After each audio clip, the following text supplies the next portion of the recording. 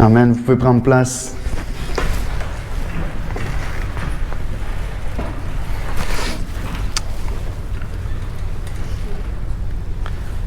Faut que j'allume le petit truc. Oui, c'est bon. On a eu plusieurs personnes qui nous ont demandé si c'était possible d'enregistrer les services. Et Steven est arrivé ce matin comme ça avec une caméra. Fait qu'on va faire un petit test pour voir si ça fonctionne bien. Tellement heureux d'être avec vous autres aujourd'hui. Encore une fois pour plonger dans la parole de Dieu. Regardez à ce que notre grand Dieu a à nous dire. Très excité par le texte qui est devant nous aujourd'hui. Si vous avez une Bible, ouvrez-la dans Romains 15. Sinon, on a des Bibles qu'on peut vous prêter qui sont juste à l'arrière sur la table d'accueil. On continue ce matin notre série. Ok, si vous visitez Doxa aujourd'hui pour la première fois, vous allez peut-être vous sentir un petit peu dépaysé. On est dans une série qui est vraiment ciblée pour les gens qui disent on veut faire de Doxa notre Église et voici c'est quoi la vision d'un disciple de Christ à l'Église Doxa. Voici de quoi on veut avoir l'air. Quand on regarde à ce que la Bible nous enseigne à propos d'un disciple de Jésus-Christ, on veut marcher dans les traces que la Bible nous enseigne pour dire ok Seigneur, on veut être obéissant puis on veut rentrer dans ce que toi tu définis comme un disciple et pas ce que nous on définit ou ce qui vient de notre propre pensée.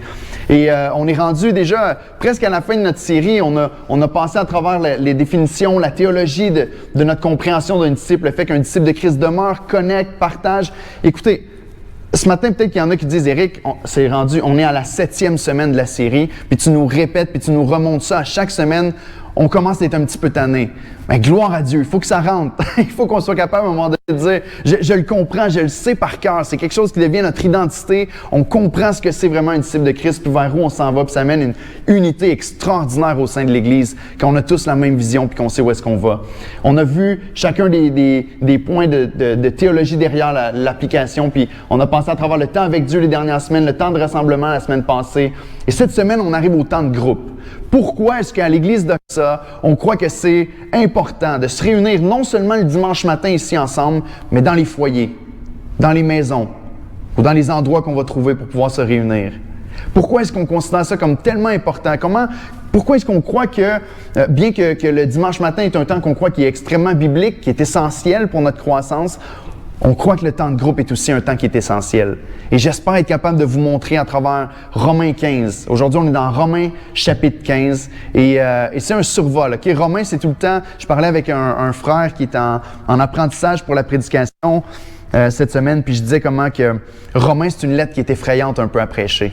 Romains, c'est comme une lettre où il y a tellement des hommes de Dieu dans le passé qui ont prêché à travers cette lettre-là d'une manière extraordinaire. Il y a des hommes qui ont passé quasiment 15 ans à prêcher à travers la lettre aux Romains, tellement c'est une lettre qui est riche, qui est profonde, qui est remplie de doctrine, puis qui exalte Christ d'une manière extraordinaire. Et pour moi, ça a tout le temps été comme, si je fais une série sur Romains, ça va être comme, peut-être que j'aille 50 ans. C'est quelque chose que je pousse un petit peu dans le futur. Mais c'est tellement, tellement riche. Et je veux faire un survol de Romains 15 avec vous autres, particulièrement sur 3 passages dans Romains 15 qui nous montrent, je crois très clairement, l'emphase et l'importance pour des croyants de se rassembler ensemble et comment que c'est absolument impossible de penser qu'on peut suivre Christ sans être connecté avec les autres croyants dans l'Église.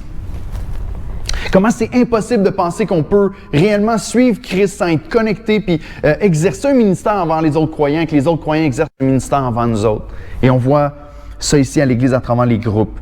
Donc, je ne pense pas exagérer ce matin en disant que le message d'aujourd'hui, ou plutôt l'investissement qu'on va être prêt à faire dans les groupes à l'Église Doxa, peut faire en sorte que cette Église-là va grandir. Et je ne parle pas juste de grandir en nombre, mais je parle de grandir en croissance spirituelle, ou peut carrément bloquer la croissance de l'Église. Je ne crois pas exagérer en disant que ce qu'on va faire des groupes à l'Église Doxa peut faire en sorte que l'Église va croître ou qu'il va y avoir un blocage au niveau de la croissance de l'Église.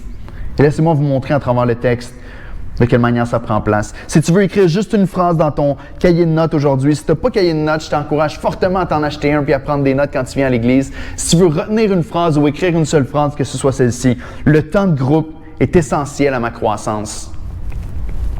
Il y a quelqu'un l'autre fois qui m'a dit « Éric, quand tu prêches, c'est vraiment simple. Il me semble que c'est pas super compliqué et tout ça. » Puis pour moi, c'est un des plus beaux compliments qu'on peut faire.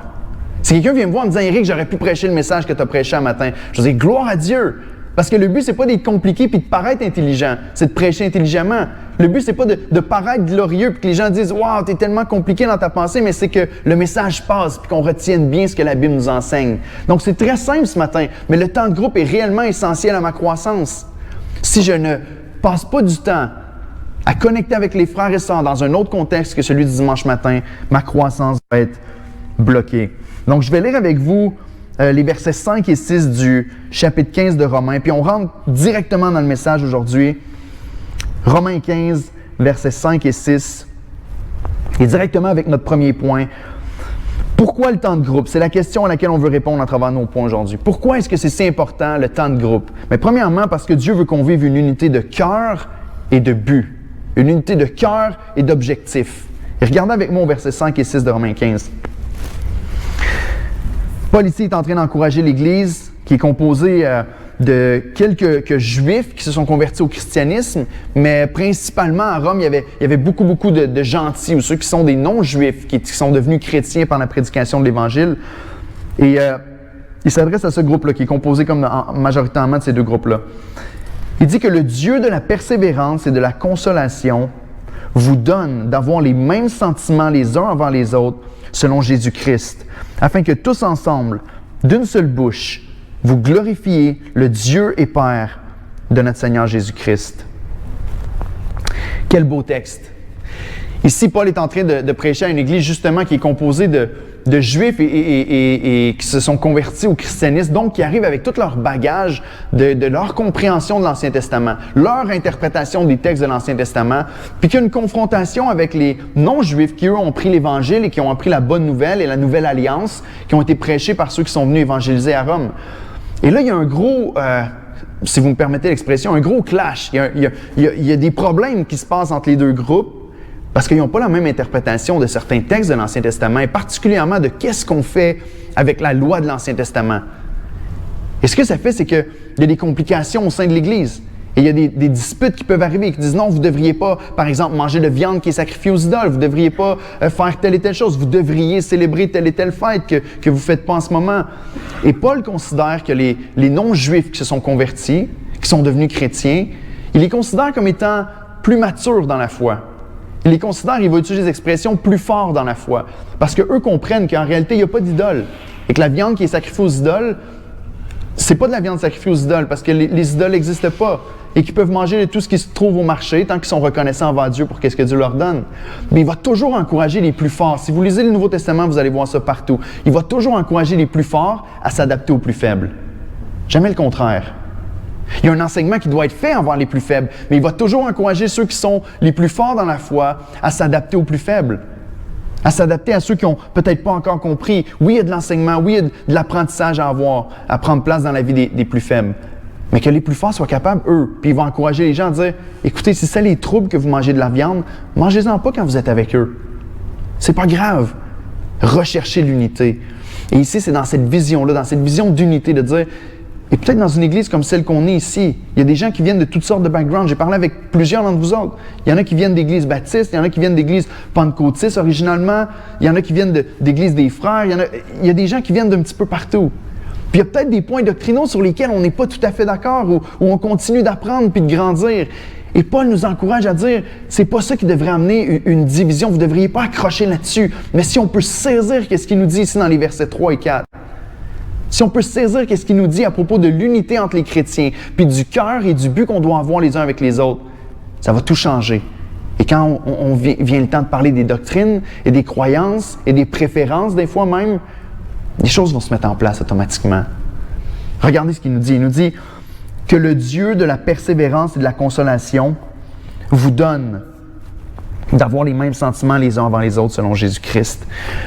Et là, les trois passage. Pendant que j'étudiais le Romains 15, j'étais tellement touché dans mon cœur et fasciné. Vous commencez à me connaître. Moi, il y a des fois où mon mot préféré quand je lis la Bible, c'est « wow ». Je vais lire un texte, puis tout à coup, je vais dire « aïe, aïe, j'avais jamais vu ça ». Puis là, il y a les trois séquences ici dans Romains 15 où est-ce que Paul vient comme faire monter une prière avant Dieu. C'est ça qu'il fait ici au verset 3 et 4. C'est une prière qui monte.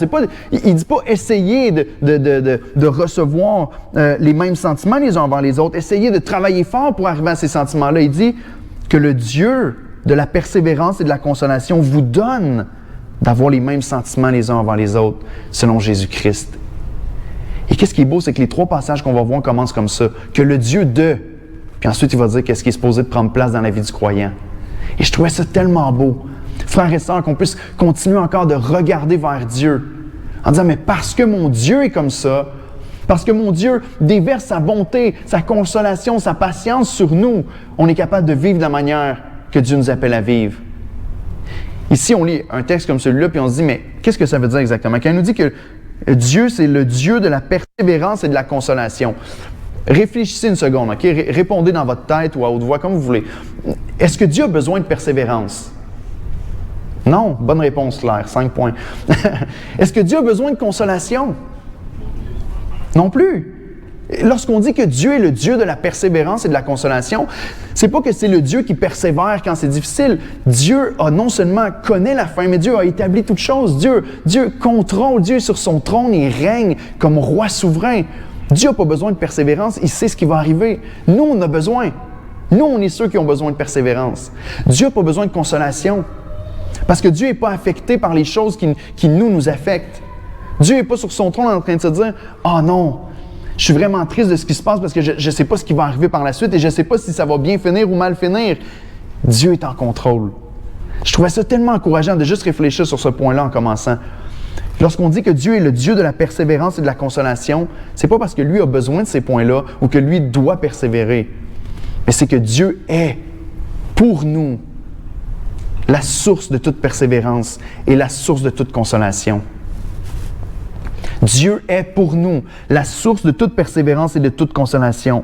Et c'est ce Dieu-là qui nous donne à nous, que Paul demande, que ce Dieu-là nous donne à nous d'avoir les mêmes sentiments, les uns envers les autres, selon Jésus-Christ. Ce que ça veut dire dans le contexte ici, ce que Paul est en train d'enseigner, c'est que Dieu lui-même, qui n'a pas besoin de persévérance et de consolation, est la source ultime de toute persévérance et toute consolation pour nous autres. Et il nous appelle, nous, à avoir les mêmes sentiments que Dieu, selon Jésus-Christ, les uns avant les autres. Ce qui veut dire que nous, peut-être, dans nos vies, on ne peut pas être la source de toute persévérance et de toute consolation. Il y en a juste une et c'est Dieu. Mais on est appelés les uns avant les autres à pouvoir devenir un peu comme Dieu, cette source, une source de consolation et de persévérance. Pas que les gens, en étant en contact avec nous, vont avoir tout ce qu'ils ont besoin pour persévérer et être consolés. Mais Dieu nous appelle à être des reflets de sa personne, puis à être comme des canaux qui vont pouvoir distribuer ou pouvoir redonner cette grâce que Dieu nous a faite dans la persévérance et la consolation à ceux qui sont autour de nous. Il nous donne d'avoir les mêmes sentiments les uns envers les autres, selon Jésus-Christ. Frères et sœurs, on a besoin les uns des autres pour persévérer. On a besoin les uns des autres à chaque jour de nos vies pour être consolés même dans la foi. Et ici, il nous dit non seulement que Dieu est le Dieu de la persévérance et de la consolation, mais il dit que nous, en ayant les mêmes sentiments, on doit les avoir selon Jésus-Christ. On doit avoir les mêmes sentiments les uns envers les autres selon Jésus-Christ. Et ici, on a, comme je vous l'ai dit, la relation entre les Juifs qui sont convertis et les chrétiens, les gentils qui se sont convertis aussi. Et il y a cet aspect où est-ce que eux, qui avaient tellement un gros froid entre les deux, puis une distance doctrinale beaucoup plus grande que je suis persuadé la plupart ou tout le monde d'entre nous autres qui sont ici, et qu'eux étaient appelés à avoir les mêmes sentiments les uns envers les autres, combien de nous autres, qui n'ont pas, un historique d'un peuple juif qui était les seuls à avoir un certain appel, qui avait des promesses qui étaient faites. Il y avait même des promesses qui étaient faites sur le fait que Dieu allait unir les nations avec le peuple d'Israël comme un seul peuple un jour. Mais nous, on n'a pas des distances aussi grandes à parcourir au niveau même théologique ou doctrinal qu'eux avaient. Combien ce serait supposé être plus facile encore pour nous autres de dire « OK, on va marcher ensemble. On va s'efforcer de s'encourager les uns les autres dans notre persévérance et notre consolation. » Et on a encore plus de raisons de le faire. Et c'est encore plus facile parce qu'on n'a pas seulement l'Ancien Testament, mais on a aussi la révélation pleine et complète que Christ, dans le Nouveau Testament, que Dieu a voulu nous donner dans la parole de Dieu. Donc, oui, on est appelé à avoir les mêmes sentiments, mais selon Jésus-Christ. Et selon Jésus-Christ, écoute, il n'y a pas grand-chose qui peut apporter une unité aussi grande dans l'Église de Christ. Il n'y a pas grand-chose qui peut apporter une unité aussi grande dans nos relations les uns avec les autres que d'avoir les regards focusés sur l'Évangile de Jésus-Christ. Lorsqu'on regarde à ce que Christ a accompli, on vient juste de le chanter. J'aime tellement quand on chante l'Évangile comme ça clairement avant d'entrer dans la parole aussi. C'était la parole même pendant qu'on chantait. Mais ce que Christ a parcouru comme distance, Christ qui s'est humilié, Christ qui s'est fait tout petit, pour qui? Est-ce que vous pouvez vous lever ce matin et dire, vous savez quoi? Il avait raison, puis il est vraiment chanceux, Jésus, d'être mort à ma place, parce que j'en vaux la peine, pas à peu près. Hein? Penses-tu ça, Roberto? J'en vaux la peine. Hein? Une chance que Jésus, ça vaut la peine, parce que je suis une personne tellement digne. Non, quand on réalise pour qui Christ est mort, quand on réalise le prix que ça a coûté à notre Sauveur, et quand on réalise qui on est vraiment dans notre chair et dans notre péché, il n'y a pas grand-chose qui peut allumer un feu aussi grand dans notre cœur pour donner cette même grâce à ceux qui sont autour de nous. Ah, mais ce frère-là, il ne le mérite pas. Il n'est pas super gentil. Ah, mais elle, on n'a pas les mêmes préférences. On ne pense pas pareil. Ah, il n'a pas le même style de vie que moi. Comment est-ce que je dois répondre à ça? Comme Christ a répondu à ça envers moi. Je ne dois pas le regarder en disant « Non, je peux pas être dans un groupe avec JF, il y a des tatous. Franchement, je ne peux pas faire ça. » Je le dis parce qu'il sait que c'est correct. Je ne peux pas faire ça, ça se peut pas. Mais qu'est-ce que Christ a fait pour nous? Christ a parcouru une distance beaucoup plus grande qu'on n'aura jamais à parcourir envers qui que ce soit dans notre entourage. Christ a quitté les cieux, Christ a quitté le lieu où est-ce qu'il y avait l'adoration, la louange, la gloire éternelle. Lorsque dans Jean 17, il va prier son Père, il va dire « Seigneur, redonne-moi la gloire que j'avais auprès de toi de toute éternité. » Il s'est humilié pour mourir à notre place. Ayez les mêmes sentiments selon Jésus-Christ. Lorsque nos yeux sont fixés sur l'Évangile de Christ, normalement, la grâce qui nous a atteints devrait jaillir de nous puis se répandre sur les autres. Non, je vous ai déjà donné l'exemple, mais écoutez, si dans ma vie, cette semaine, moi puis ma femme, on a triché. Ma femme essaie de me faire des régimes, mais ça m'arrive souvent de dire, on triche-tu un petit peu? On triche-tu aujourd'hui? Hier, on a mangé une poutine. On a commandé à une place qui s'appelle La Planque à Saint-Jean-sur-Richelieu. Tout le long que je mangeais ma poutine, je n'étais pas capable de m'arrêter de dire « Oh my, elle est tellement bonne cette poutine-là! » Ça fait longtemps que je n'ai pas mangé une bonne poutine. Je suis un peu fan de la poutine d'où je viens, à Drummondville, mais là, je mangeais la poutine à Saint-Jean, puis j'ai répété souvent. J'ai dit souvent hier, mon fils aussi était à côté de moi, puis j'ai goûte à ça, elle est tellement bonne. S'il y a quelque chose que tu expérimentes qui est tellement bon dans ta vie, ça jaillit, ça sort de toi. Une joie qui n'est pas partagée et une joie qui n'est pas complétée. Et quand on reçoit l'Évangile et quand on goûte à la grâce de Christ, quand nos yeux sont fixés sur ce qu'il a fait pour nous, normalement, ça jaillit de notre cœur et ça se répand sur les autres. Donc, on doit avoir les mêmes sentiments selon Jésus-Christ, le Dieu de la persévérance et de la consolation. Et ce que ça veut dire, c'est que notre cœur, normalement, est attendri par la grâce et qu'on doit ressembler à Christ. Vous vous appelez probablement vous-même chrétien et chrétienne. Mais un chrétien, par définition, lorsque les premiers chrétiens ont été appelés chrétiens, c'était une insulte, mais ça voulait dire des petits Christ. Ils sont comme Christ. Ils sont comme le Christ qu'eux appellent le Messie. Et on doit continuer à chercher à ressembler à Christ dans notre vie en fixant les yeux sur l'Évangile et sur qui il est. Et c'est absolument clair ici. Une des choses qui est différente peut-être à Doxa de d'autres églises, c'est que dans notre vision des petits groupes, on croit que la parole doit être au centre. Vous savez, il y a des églises qui vont bâtir des petits groupes avec une vision qu'ils ont peut-être et qui vont dire, les groupes, ça va être plus centré autour d'un intérêt commun. Puis là, on va dire, ceux qui aiment les jeux vidéo, ils vont faire un groupe dans leur coin, puis ils vont jouer à des jeux vidéo, puis ils vont connecter, puis ils vont avoir des bonnes relations. Ceux qui aiment le golf, ils vont faire un groupe ensemble, et ceux qui c'est des familles et tout ça, puis on va se séparer un petit peu comme ça avec des centres d'intérêt. Puis ça va être surtout des groupes pour connecter, pour avoir une vie sociale un peu avec d'autres personnes. C'est bien d'avoir des amis, c'est bien de connecter comme ça. Je pense qu'on a plein de sphères dans lesquelles on peut le faire. Mais à l'Église d'Oxa, on croit que la parole de Dieu doit être au centre des petits groupes. Et la raison est très simple. C'est que c'est ce qu'on voit dans l'Écriture. On voit qu'on est appelé constamment à investir à travers la parole les uns avec les autres. Regardez avec moi au verset 4. On vient de dire que Dieu est le Dieu de la persévérance et de la consolation. Mais Paul vient attribuer ces mêmes fonctions à la parole de Dieu. Au verset 4, il nous dit « Or, tout ce qui a été écrit d'avance l'a été pour notre instruction, afin que quoi? Par la patience et par la consolation que donne... » Et là, on devrait voir Dieu ici. Il vient de nous dire que Dieu est le Dieu de la persévérance et de la consolation. Non. Afin que par la patience et par la consolation que donnent les Écritures, nous possédions l'espérance. Voyez-vous comme c'est clair? Dieu nous encourage les uns les autres à investir de la même manière que Dieu est le Dieu de la persévérance et de la consolation. On est équipés aujourd'hui dans le temps qu'on peut prendre ensemble, à dire, écoute, j'ai pas grand-chose, mon ami, je sais pas, j'ai pas de mots. Une des choses qui m'a tellement béni dans les dernières semaines, c'est des gens qui m'ont dit, Éric, j'ai pas de mots pour la situation que tu vis, mais sache que je prie pour toi, puis j'ai confiance, notre Dieu est un Dieu de grâce, notre Dieu est un Dieu qui est souverain, même si on comprend pas Dieu. On a cet outil tellement puissant entre nos mains, tellement puissant, cette parole, il nous dit que l'Écriture nous procure la patience et la consolation. Autrement dit, si on se fait un petit schéma dans notre tête, on peut voir que lorsque Dieu décide de nous donner les mêmes sentiments, nous donner la patience et la consolation, les dons pour pouvoir investir la persévérance dans la vie des autres, c'est que ça part toujours de Dieu qui nous le donne en Jésus-Christ à travers sa parole. Nous, on le redonne aux autres et on partage cette grâce-là qu'on a reçue. Et regardez la fin du verset 6. Il nous dit « afin ». Pourquoi est-ce qu'on est supposé de vivre comme ça dans les groupes et dans nos relations? Afin que tous ensemble, d'une seule bouche, est-ce que vous êtes capable de comprendre l'emphase que Paul est en train de mettre sur l'unité ici? Il aurait pu arrêter à tous ensemble, mais il rajoute une couche pour dire, vous devez être tellement proches les uns avec les autres, afin que tous ensemble, d'une seule bouche, vous glorifiez le Dieu et Père de notre Seigneur Jésus-Christ. Donc on a le cœur puis on a le but. On a la disposition de cœur, puis on a la cible.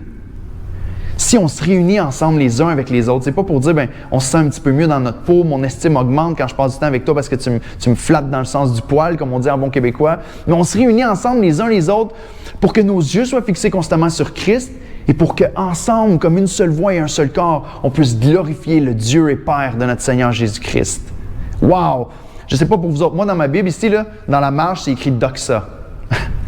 Et j'espère ça aussi que vous allez commencer à le voir partout dans l'Écriture.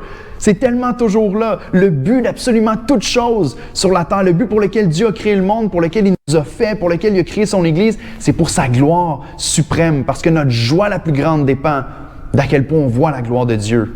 Et ça, je le crois de tout mon cœur. Donc, on croit à l'Église d'Oxa que c'est primordial que notre temps de groupe soit centré sur le Dieu de la parole et donc avoir la parole pour base. Combien Dieu est glorifié et le monde autour de nous autres même changé lorsqu'on a une Église qui cherche ce semblant d'unité-là. Honnêtement, pendant que j'écrivais mon message, je l'ai écrit même dans ma marge ici, là, j'ai écrit « Attention, brossard! » Attention, c'est une Église qui est unie comme ça, puis qui recherche la gloire de Dieu avec autant d'intensité, qui recherche à s'humilier, puis à élever les autres, puis à investir dans la vie des autres comme ça. Watch out, parce qu'il peut se passer bien des choses. Tu vas avoir une Église qui va être unie, qui va être solide, puis il va avoir un témoignage qui va être donné au reste du monde, qui va être tellement puissant, et je le crois de tout mon cœur. Les premiers croyants dans Acte 2, on le voit très clairement. Tu sais, des fois, on va dire, mais il me semble qu'on se réunit beaucoup. Il me semble qu'on se réunit souvent. Le dimanche, le mercredi, il y a une réunion de prière par mois, puis on a des formations. Puis là, il faudrait en plus qu'on rajoute des petits groupes dans la nouvelle année. Absolument. Et on est loin de ce que la première Église faisait. Dans Acte 2, la Bible nous dit que les croyants étaient assidus au temple à chaque jour. Et ils se rassemblaient dans les maisons. Il y avait une unité et une constance dans les relations les uns avec les autres. Et là, si on pense à le faire, Église le faire, il y en avait des opportunités à ce moment-là d'Église le faire. Ils étaient toujours ensemble. Que Dieu nous donne ce désir-là de dire, mais on a tellement besoin, que ce soit tellement clair dans nos cœurs qu'on a besoin les uns des autres pour pouvoir croître en tant que disciples de Christ. Ici, c'est clair, Paul le rend très clair à travers sa prière qu'il n'y a aucun sujet de se glorifier. Parce qu'il nous dit que c'est le Dieu de la persévérance et de la consolation qui va nous donner d'avoir les mêmes sentiments. Lorsqu'on regarde à lui, lorsqu'on laisse la parole de Dieu passer sur nous. Donc, c'est clair, il n'y a pas de moyen pour nous qu'on puisse s'élever et se glorifier. Et j'aimerais faire un exercice vraiment simple avec vous autres, tout de suite. Parce que c'est une prière que Paul est en train de faire. Puis je lisais le texte, puis je me disais, mais je peux tellement parler, puis je peux tellement dire de choses, puis mon cœur aujourd'hui, c'est juste que chacun d'entre nous autres, on puisse avoir cette flamme-là qui s'élève dans notre cœur de dire, j'ai besoin de ça. Non seulement j'ai besoin de me réunir avec des frères et sœurs dans des groupes, mais j'ai le goût, je le vois le besoin, puis je le vois la bénédiction de faire ça. Puis j'aimerais prier cette prière-là avec vous autres.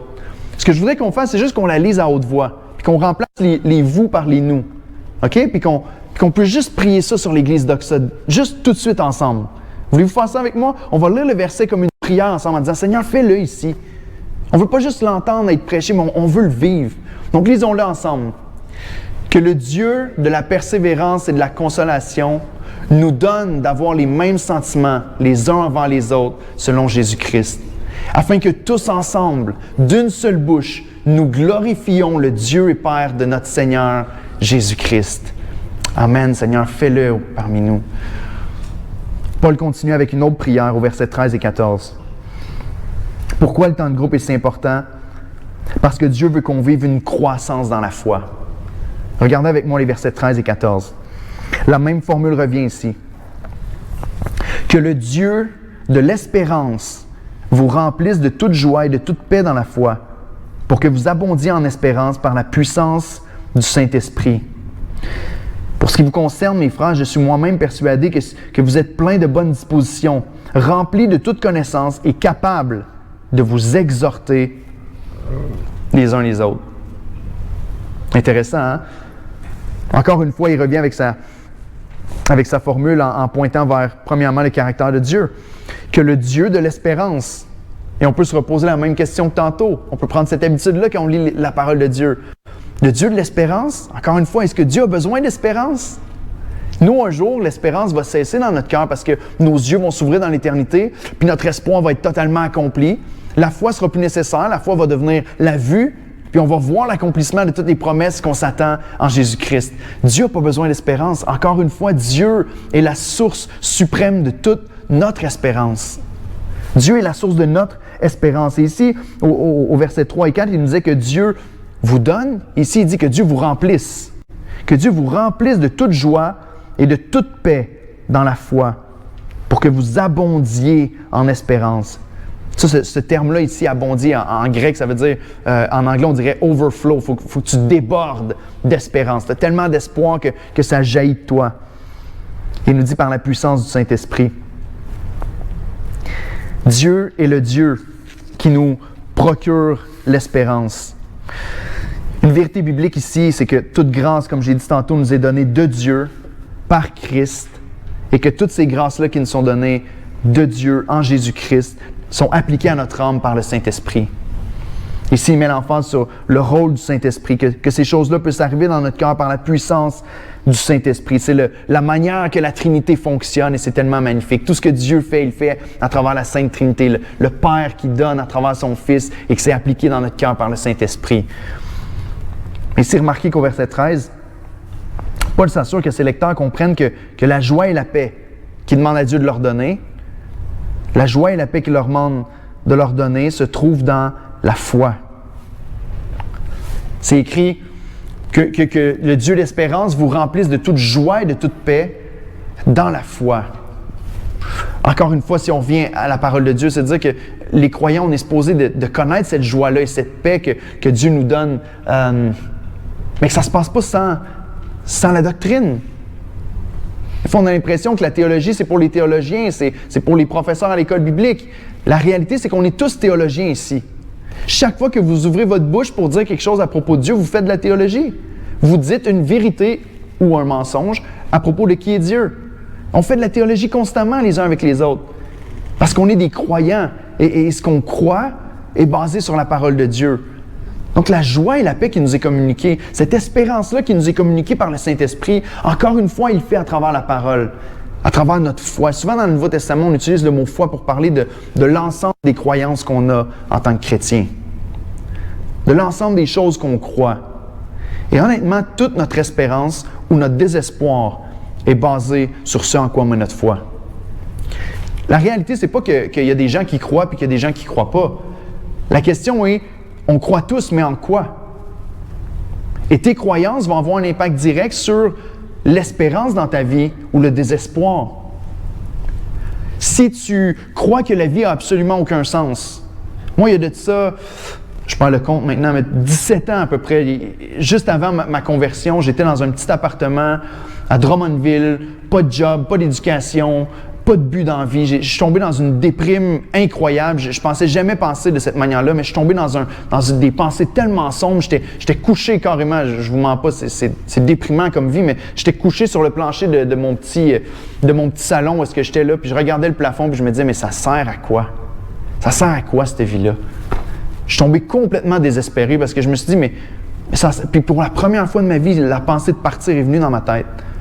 Pour la seule fois, pas mal de ma vie, la pensée de partir est venue dans ma tête, de me dire, mais si ça sert à rien, ça sert à quoi que je fasse autant d'efforts et que ce soit si dur? Ça sert à quoi d'avancer dans la vie si je suis juste un animal plus intelligent que les autres, là, puis qu'au bout du compte, je vais mourir, puis ça finit là? Vous voyez que ce qu'on croit influence directement notre espérance ou notre désespoir. Ça a un impact direct sur comment on voit le futur. Si tu crois que la vie n'a aucun sens, tu vas tomber dans un gouffre de désespoir incroyable.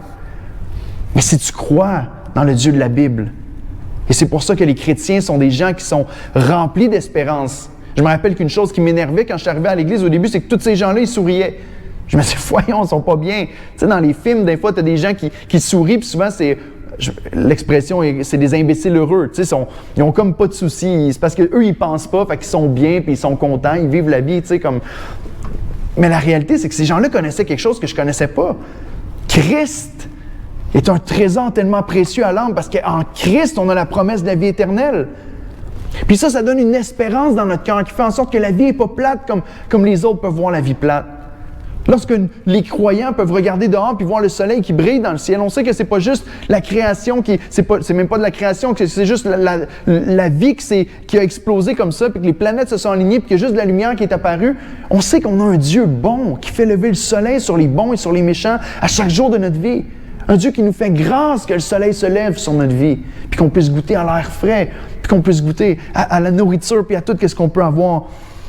Ici, il y a une grande différence sur notre espérance puis la manière qu'on voit la vie selon la foi qu'on a. Et encore une fois, ici, Dieu est le principal agent actif. C'est pas nous qui sommes celui qui est actif dans le texte ici. On est passif. C'est le Dieu de l'espérance qui va nous remplir de toute joie et de toute paix dans la foi. Tout ce qu'on a à faire, c'est croire. On s'accroche. On croit que ce Dieu-là dit la vérité. Puis ce Dieu-là nous remplit de cette paix-là puis de cette joie-là qui se trouve en lui, par la puissance du Saint-Esprit. Mais regardez la suite, et c'est la partie qu'on veut appuyer en ce qui concerne les groupes ici. C'est tellement clair. Écoutez, il y a des pasteurs pour qui il pourrait y avoir cette pensée-là de dire, Éric, partir des groupes à l'Église, c'est quelque chose de dangereux. Partir des groupes à l'Église, c'est dangereux parce que tu peux perdre ton autorité sur l'Église. Puis avoir des cellules qui se forment, puis des groupes qui commencent à se lever pour faire finalement des groupes qui vont critiquer le pasteur et qui vont critiquer les ministères de l'Église et qui vont commencer à faire leur petite équipe pour pouvoir partir éventuellement. Et honnêtement, je comprends ces doutes-là, je comprends ces craintes-là, j'en ai vu des choses comme ça se passer. Et vous en avez vu aussi, il y en a ici qui sont dans les églises depuis plus longtemps que moi. Ça arrive. Mais on ne veut pas marcher par la peur. On ne veut pas marcher en se disant on a peur qu'il y a des choses mauvaises qui se passent, fait qu'on ne fera pas. Non, la Bible nous enseigne dans ce sens-là, puis on veut suivre ce que le texte nous dit, puis on veut suivre ce que Dieu nous enseigne dans l'Écriture. Ici, c'est tellement évident qu'il ne parle pas des pasteurs. Il nous dit, pour ce qui vous concerne, mes frères, je suis moi-même persuadé, ça c'est une pleine assurance, je suis sûr et certain, que vous êtes plein de bonnes dispositions, on parle d'une attitude de cœur ici, des bons motifs, remplis de toute connaissance et capable de vous exhorter les uns les autres. Et je lis un texte comme ça, puis honnêtement, moi, ça m'excite. Ça m'excite de me dire, Seigneur, c'est tellement vrai. On a des temps comme ça où on vient à l'église le dimanche matin, puis c'est ma voix principalement qui fait entendre la parole de Dieu, puis qui vous exhorte dans les voies du Seigneur, mais la parole nous dit que vous êtes capables, en Jésus-Christ, lorsqu'on a les mêmes sentiments selon Jésus-Christ, lorsqu'on a la connaissance qui nous est donnée par la parole, de la foi puis par le Saint-Esprit, on est capable de s'exhorter les uns les autres. On est capable d'aller dans les foyers puis justement de se consoler, de s'encourager dans la persévérance, de prendre soin les uns les autres, de s'encourager dans la foi. Et croyez-vous, Dieu vous l'a donné. Et je ne veux pas marcher dans la peur en disant on va faire des groupes, mais on va essayer de... Non, Dieu l'a donné, puis c'est une grande bénédiction, puis l'Église va grandir si on a des groupes qui sont en santé, qui s'exhortent comme ça. Un des problèmes, par contre, parce que Paul s'adresse à une Église, il arrive à la fin de sa lettre, hein, le chapitre 16, il fait ses salutations, puis c'est pas mal fini. 15 chapitres, et il arrive au chapitre 15 en disant « Je suis persuadé que vous êtes plein de bonnes dispositions, remplis de toute connaissance et capables. » La réalité, c'est que certains d'entre vous vont dire « Oui, mais il n'y a jamais personne qui investit dans ma vie. Je vais à l'Église depuis longtemps, mais il n'y a jamais personne qui a fait de la formation de disciples avec moi. Et honnêtement, l'étape 1 va avant l'étape 2. Puis je comprends qu'il y a certaines églises qui ne vont pas mettre beaucoup d'emphase sur la formation de disciples et on peut devenir un peu fatigant avec ça. On veut l'insérer partout dans la vie de l'Église. Mais on croit que c'est tellement important. On croit que oui, on doit être formé et équipé dans les voies du Seigneur pour être rendu capable d'exhorter nos frères et sœurs. C'est sûr que si tu t'inscris à un petit groupe et que tu commences à participer dans un petit groupe, puis que malheureusement, il n'y a jamais eu cet investissement-là qui a été fait dans ta vie, peut-être qu'au début, tu vas plus écouter. Peut-être qu'au début, tu vas plus apprendre. Mais tu as quand même quelque chose à apporter. Parce que si la grâce de Dieu a atteint ton cœur, si Jésus-Christ t'a sauvé, tu connais l'Évangile. Et ça, c'est suffisant pour consoler n'importe qui. Si Christ t'a sauvé et tu es capable d'ouvrir ta bouche et de dire « Écoute, je ne connais pas grand-chose, mais je peux prier avec toi. » Ta simple présence au sein d'un groupe peut faire toute une différence.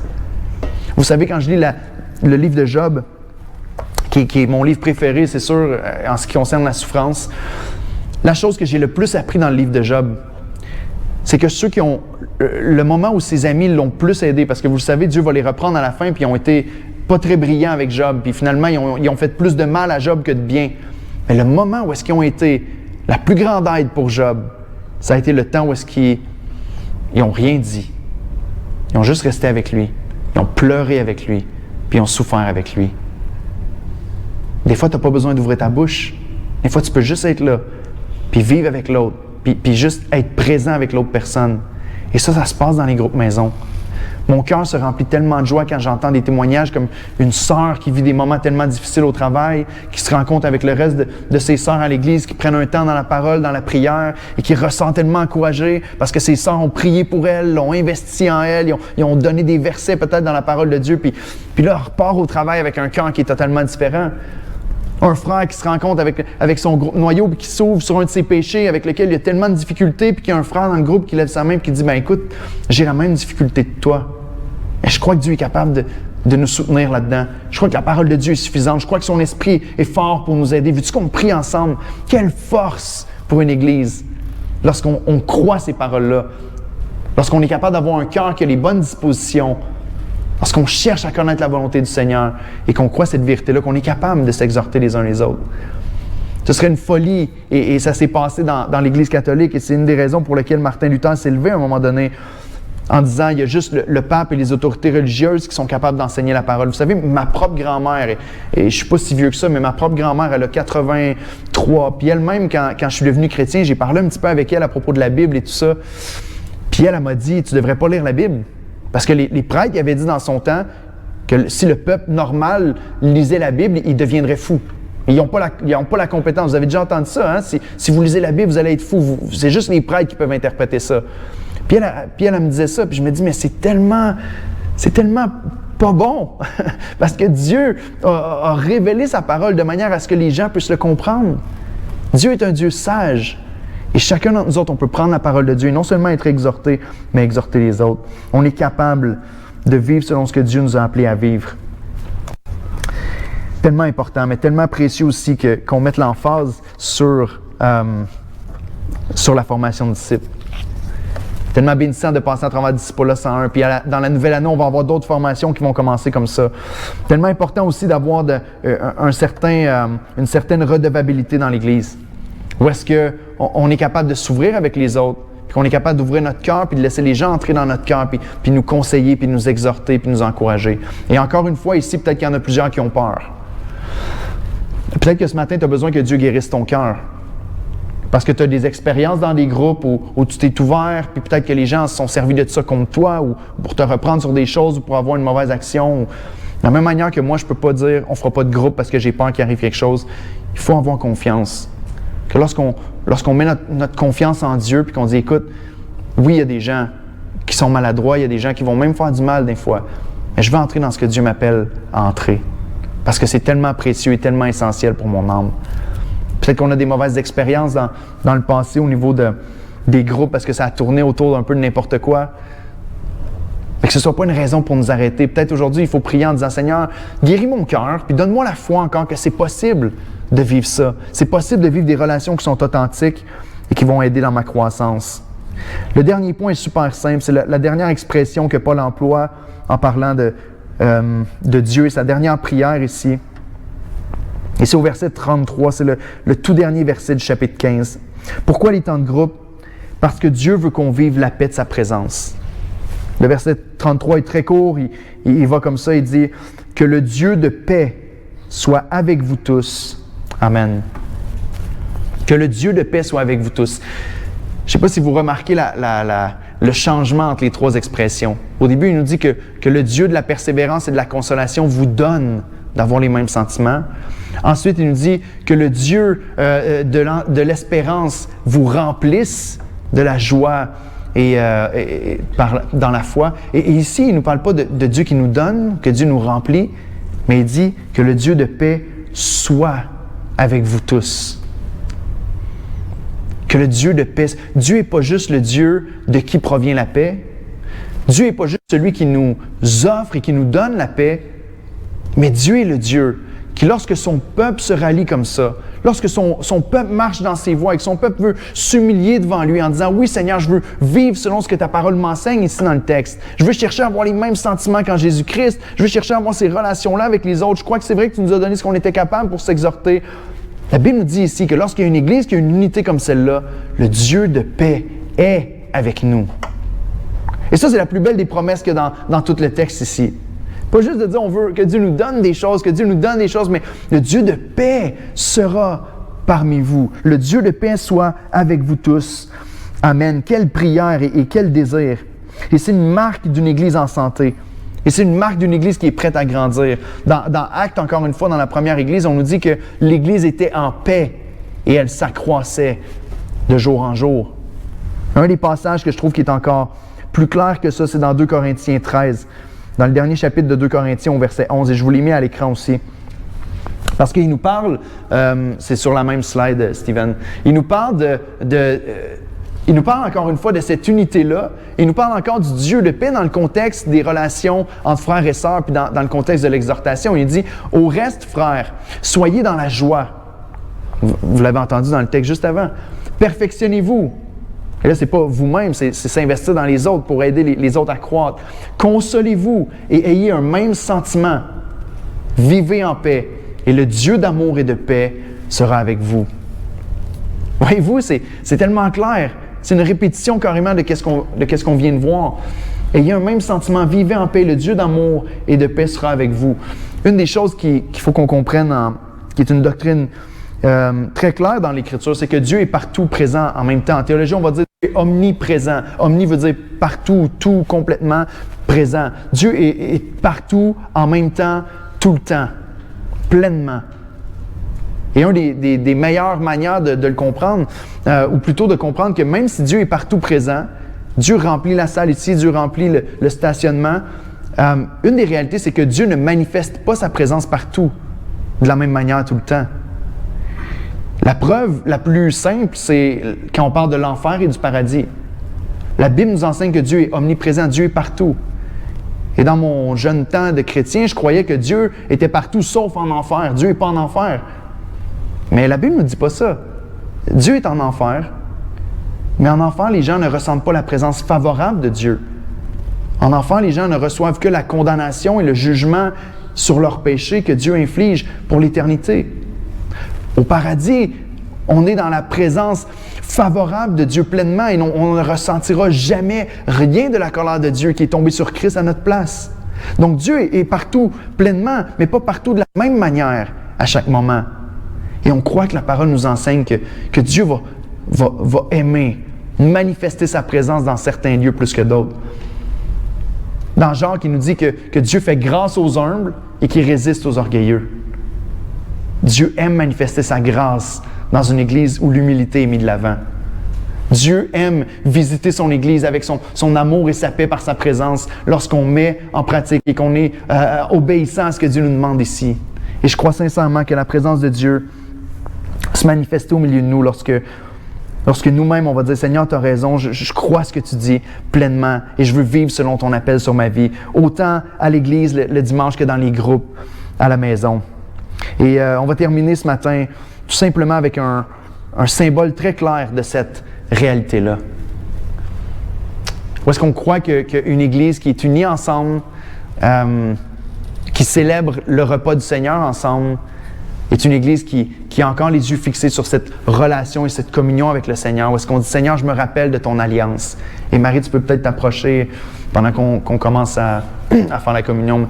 J'en ai un ici, je pense que j'ai pris celui à ma femme, Jean-Simon. Si tu t'en venais m'en donner un, je pense qu'il faut que tu y donnes à elle.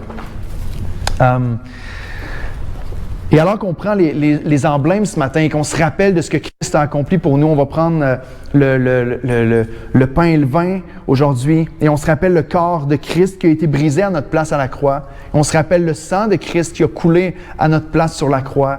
Et on se rappelle de cette nouvelle alliance, que si on est en Christ les uns avec les autres, si on est en communion avec Christ, on est en communion les uns avec les autres constamment, jusqu'au jour où on va pouvoir célébrer le repas du Seigneur dans la présence de Dieu. Est-ce qu'on va regarder à l'agneau sur le trône, que nos cœurs vont se réjouir dans sa présence parce qu'on a eu l'espérance, parce que Dieu nous a gardés jusqu'à la fin. Donc, tout simplement, ouvrez le premier papier, le petit pain, et ensuite il y a le vin en dessous. Prenons les éléments ensemble et remercions Dieu pour son alliance. Seigneur, tu es un bon Dieu et on te remercie de ce que tu as fait pour nous. On te remercie pour ta grâce sur nos vies. On te remercie pour Christ qui a donné son corps, son sang, pour que nous, on n'ait jamais à le donner. Seigneur, on croit que tu es un Dieu qui est fidèle, qui n'est pas un Dieu menteur, que tu n'es pas un Dieu peut-être comme dans la mythologie grecque, des fois, qui étaient des dieux farceurs et qui faisaient croire des choses et qui n'accomplissaient pas leurs promesses. Au bout du compte, on croit que tu es le Dieu véritable. Et lorsque tu promets quelque chose, ces choses-là s'accomplissent. Et ce matin, on prend le repas du Seigneur ensemble, comme un seul corps, comme une seule voix, pour te glorifier. Et avec cette espérance-là qu'un jour, on va le prendre dans la vie éternelle. Et on va connaître cette joie, pas juste partielle, mais complète. La paix, pas juste partielle, mais complète. Et la satisfaction totale dans ta présence avec toi. Merci pour ta parole. Merci pour ce que tu fais en nous ce matin, en Jésus-Christ. Amen. Je vous encourage à vous lever ensemble pour chanter un dernier chant.